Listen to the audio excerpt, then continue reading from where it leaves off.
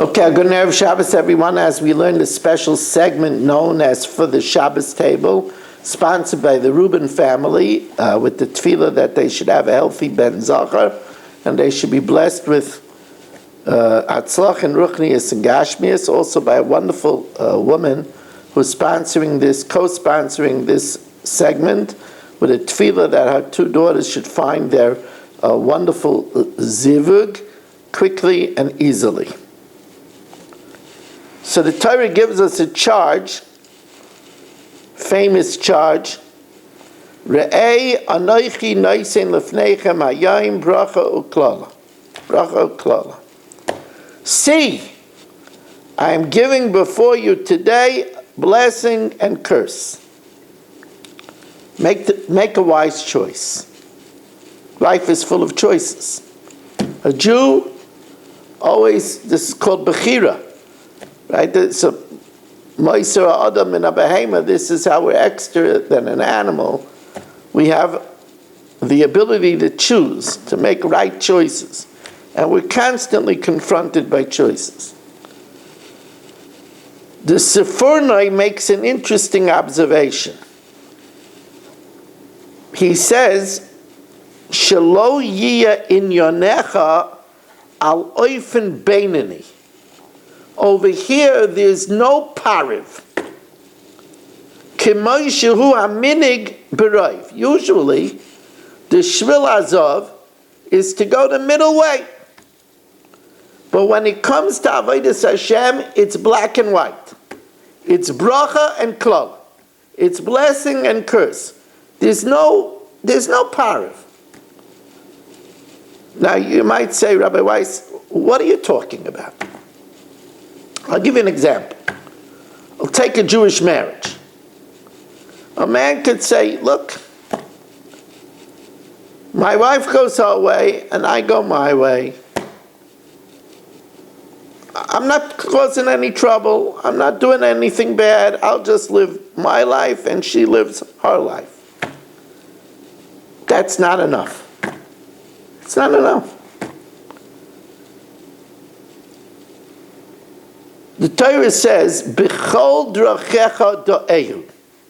In all your ways, you should acknowledge Hashem. Every moment, you should do what Hashem wants from you. Hashem wants you to work on your marriage. Hashem wants that there should be the Shechina in your home. The Kitzur Shulchan Aruch starts off his compendium, Shivisi Hashem lenegdi summit. Have Hashem before me at all times. Give you another example. Somebody says, look, I don't like the guy, but I don't do anything to him. I just have nothing to do with him. That kind of a pariv relationship is not bracha. We're supposed to be metalmidov shel Aaron, oev shalom v'roidev shalom. Like it says, bakei shalom v'radfeyu. And throughout Yiddishkeit, there's no pariv. It's either bracha or klala. Re'ei, anoichi noisin lefneichem hayoin, bracha. Now it could say, Re'ei anoichi noisin lefneichem bracha. Re'ei anoichi noisin lefneichem hayoin, that you should do it today. The Marsha and the Chassam Sofer both say that although schar mitzvah b'hai al maleka, there's no reward for mitzvahs in this world.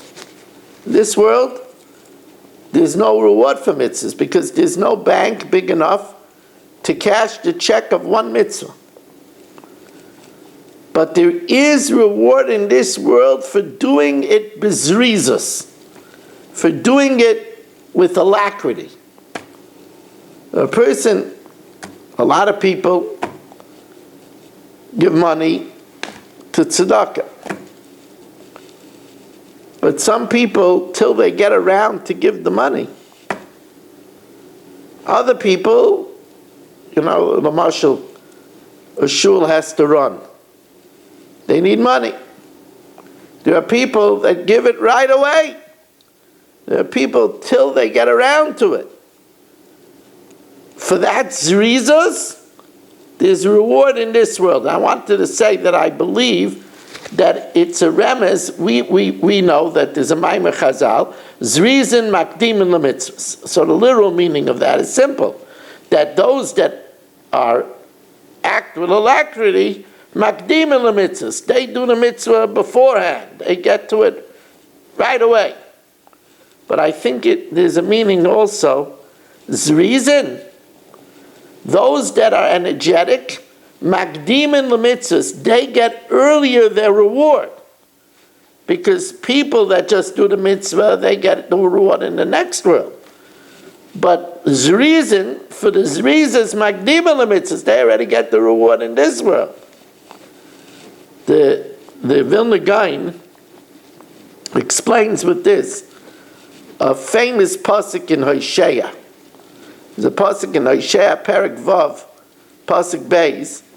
It says, Yechayenu miyamayim, I will revive you for 2 days, and b'yom hashlishi yikimenu, I will pick you up, v'nichya lefanim, and you'll live before Hashem. So the Gaon says that this is referring, amongst other things, Mefarshim say it's talking about Lasid Lavai, but the Gaon says it's talking about Akedas Yitzchak. And the Gaon says, Yechayenu miyamayim. The first 2 days that Avram Avinu was Zoriz to go quickly to the Akedah, there's Chayim in this world, because for the Zrizas, there's reward in this world. B'yom hashlishi, what he did on the 3rd day, the mitzvah of the Akedah itself, Yekimenu v'nichya lefanav, that reward is only in the next world, before Hashem. Now, there's a very, very, very famous Dazikain in Bali Taisvus. Very famous. It says, see that I put before you today bracha uklala, blessing and curse. Now, why does it say see? Why doesn't it say shema? The Moshe Rabbeinu is telling them that there's blessing and curse. So it's to say shema noichi noisen lefneicha bayayim bracha uklala. Listen. Hearken. So, I'll tell you before I even tell you the Dazikanim, that what Moshe Rabbeinu wants us to do is he wants us to exercise foresight. That's why it says Re'eh. Ezo chacham aroya es hanoilad. Who is wise? Somebody who could see ahead. So listen to the mashal that the Dazikanim gives. It's the Dazikanim Bali Taisus on the page. It's a very famous mashal. He says this could be compared Zaken haYoshev al Eima Derech. This can be compared to an old man. The old man, of course, represents a person with great experience who sits by a fork in the road. V'yesh shtei drachim. There's 2 roads. Ha'achas tchilosoi kaitzim. The first one is full of thorns and brambles, and it's a very hard area to navigate. But v'soifei meisha. But after a while, it's clear sailing. V'ashniya, The second one, Tchilasa Meisher, it starts off smooth, but v'seifer kaitzim. But then it ends up being almost treacherous. V'amar lahem, so the Zaken tells the person who is embarking on his life, Hizaru mizeh shetchilasei meisher. Be careful from this road, which is smooth in the beginning. Ki kulei kaitzim atzayfai, because it's very deceptive. It looks nice now, but after a while, the rest of the way forever is treacherous, or for a long time is treacherous. L'chu b'zeh shetchilasei kaitzim. Take this route that starts off with the thorns and brambles, ki soifai meisha. So you have to know to make a choice. And the Dazakanim says, Re'eh, it's not a simple choice. You have to use chachma. You have to know, have foresight. You have to know that this way might be easy now. It's easy now. But it's going to be very, very bad.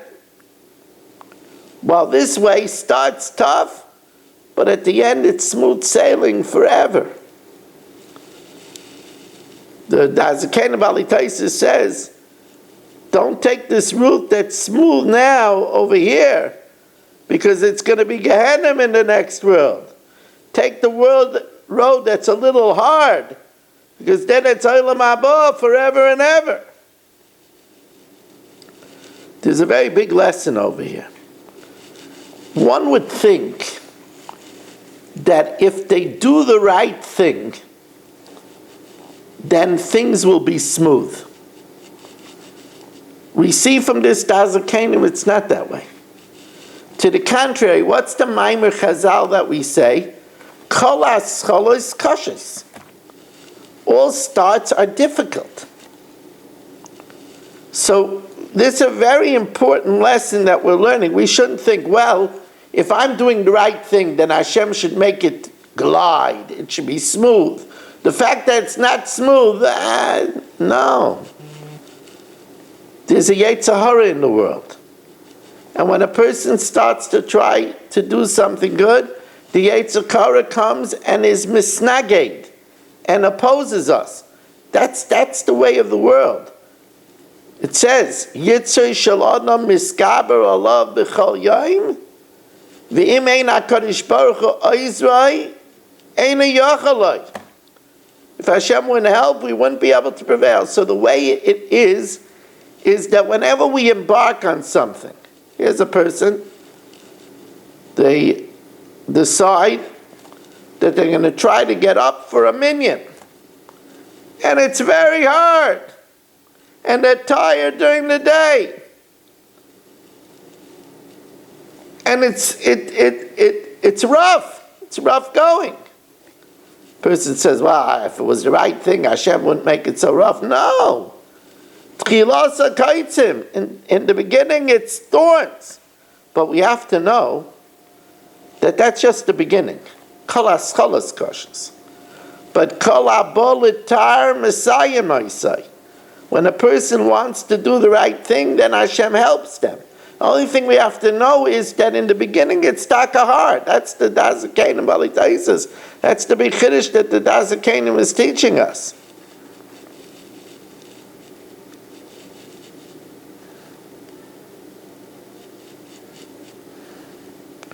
Now, it says also, Re'ei anoichi noisin lefneichem hayoim bracha uklala.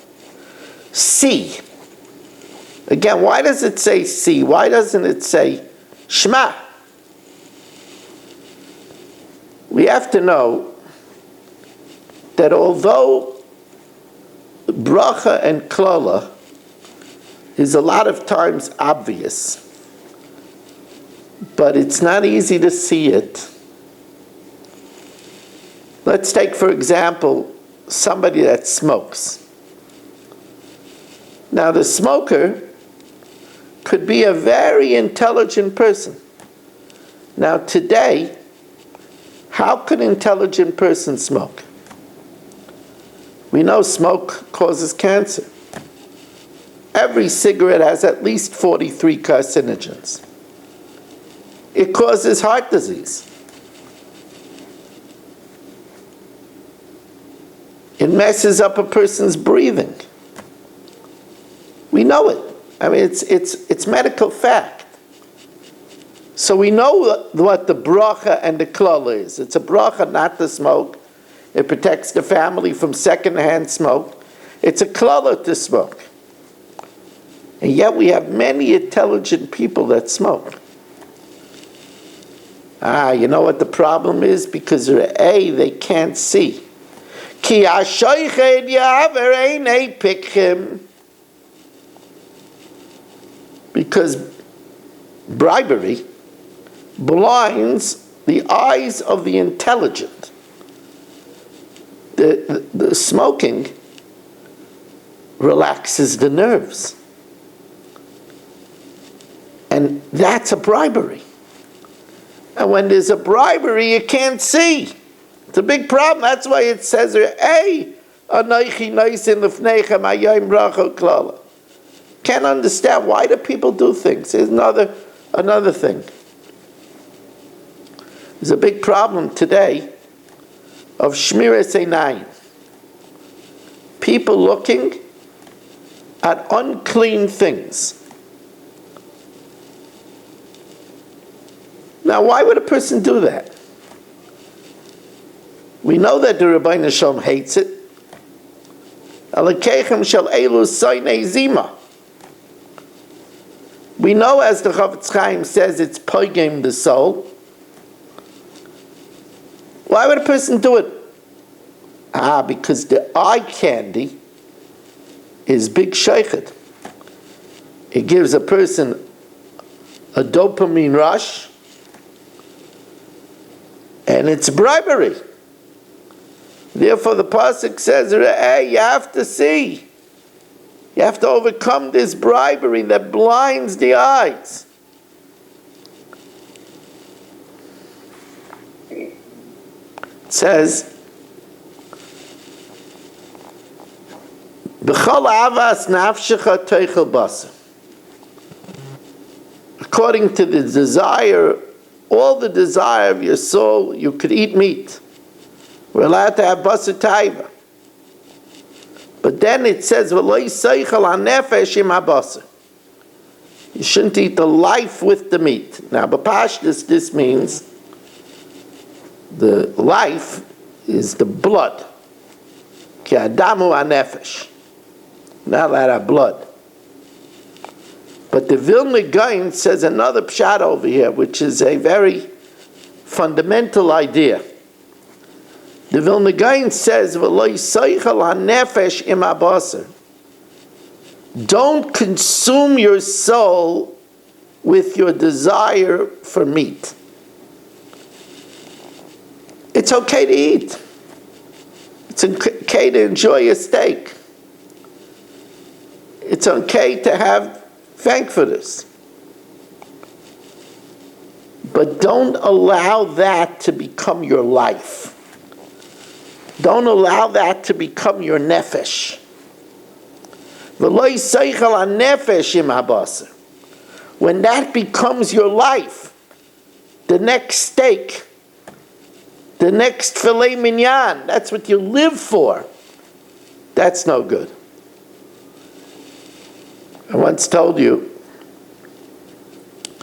that Rabbi Franz says that he went to a cemetery, and in one corner of the cemetery there were monuments that had in the upper left corner of the monument a bowling pin with the caption, "We live to bowl." Then the bowling consumed the nefesh. That's no good. It's okay to bowl, but bowling can't become your life. That's something we have to be very wary of. There are people that the pursuit of money became their life. They sacrificed their marital relationship, their relationship with their children, their davening with minyan, their limud HaTorah, all on the altar of money. Then their money became their life. Lo yiseichel hanefesh im hamoni.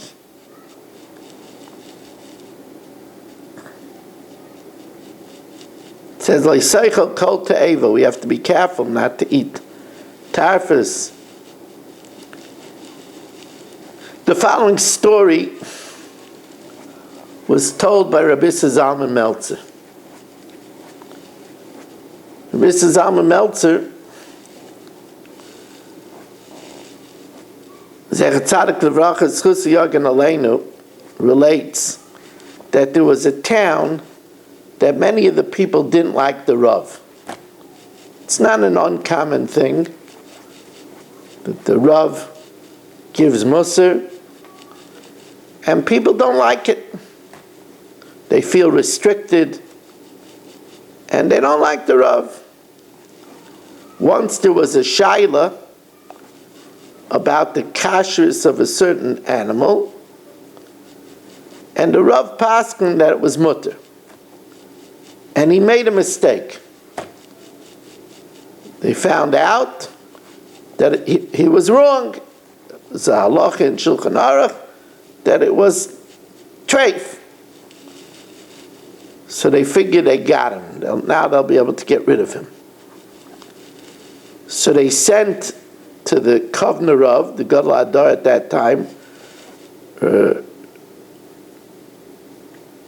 Rav Spector. They sent to Rabbi Yitzchak Elchanan Spector the shaila, and what the Rav paskin, that it was mutter, and they said, isn't this grounds for dismissal? So the Kovner Rav sent them a pilpul showing that the animal is takamutter. And then he sent a telegram immediately afterwards, oops, I made a mistake, and it's taka asa. Of course, his strategy is how could you send away your Rav when the Gadol Hadar also initially made a mistake? In this way, he was protecting the cover of the Rav. He smelled a rat. He smelled that they were just looking to get rid of their Rav. You have to know, as we're about to begin Elul, one of the gravest sins is to be mevaza Talmidei Chacham, is to treat Talmidei Chacham shabbily. There was one time a number of car accidents in Eretz Yisrael, and they went to the Gadol Hadar of El Yashiv, and they asked him what they should work on, and he said Lashon Hara and Bizui Talmidei Chacham. You know what it says about a Mavaza Talmidei Chacham? Kol HaMavaza Talmidei Chacham ein refuah l'makaseh. There's no cure to his wound. We know about Kavod HaTorah. We know what happened to the Talmid Rabbi Kiva, and that was for a kalik, not for a big Talmid Chacham. Kalik. Before I finish, I want to tell you one other amazing thought. But before I do, I just want to mention that we are looking for a sponsor for next week's parsha. We don't have a sponsor. You can text me to 718-916-3100, rmmwsi@aol.com. We'd also love for you to join our Zoom Daf Yomi. It's getting earlier now. Motzei Shabbos we learn 2 blat at 10 after 10, and during the week this week we'll be learning at 8:10, much earlier.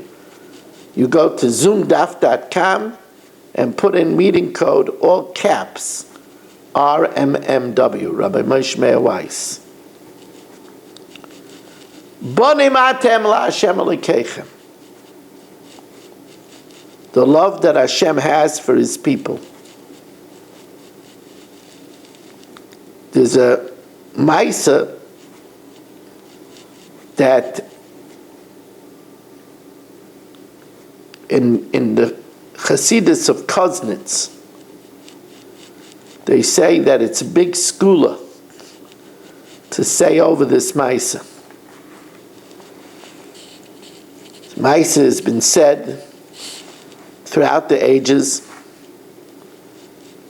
There was a town in Poland. The ruler, whether he was a king or the baron, he lost an extremely expensive ring. His household, when he couldn't find it, they made a very big search and couldn't find it. They suggested speaking to a very pious Jew. It doesn't say he was the Rav. A very pious Jew in the town, who they said is very smart and very resourceful, and maybe he could help. So they sent from the palace somebody to talk to this Yid. It was right before Pesach, and that night the Yid was making the Seder.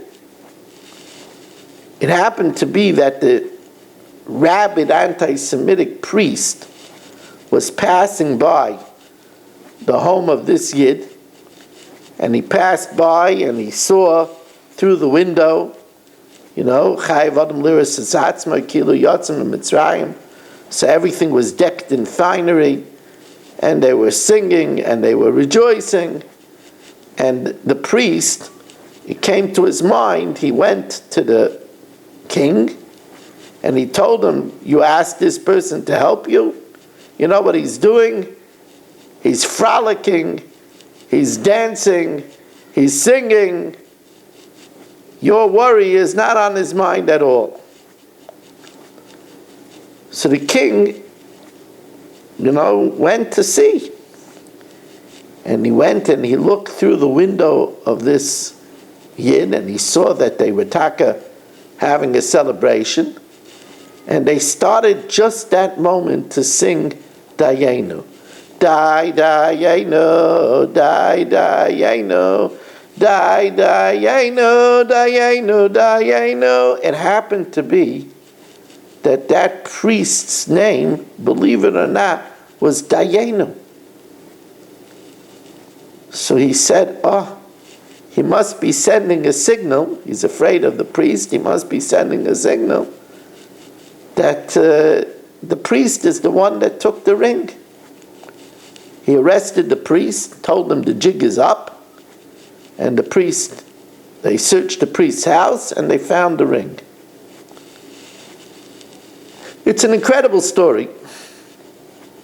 Bear in mind that the Hashgacha Elyono was that this priest, from the time he was born, was given the unusual name Dayenu, so that Hashem should bring about the downfall of the haters of Jews. Also, it employs the rule. There's a rule, Mimaka Atzma Misaken Aratiya.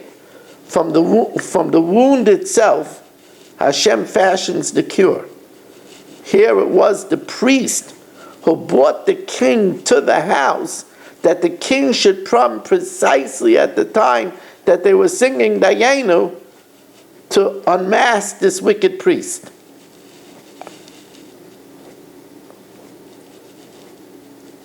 I want to thank you very much for joining us for this special segment. And now we're going to do the Mishnah Yomis.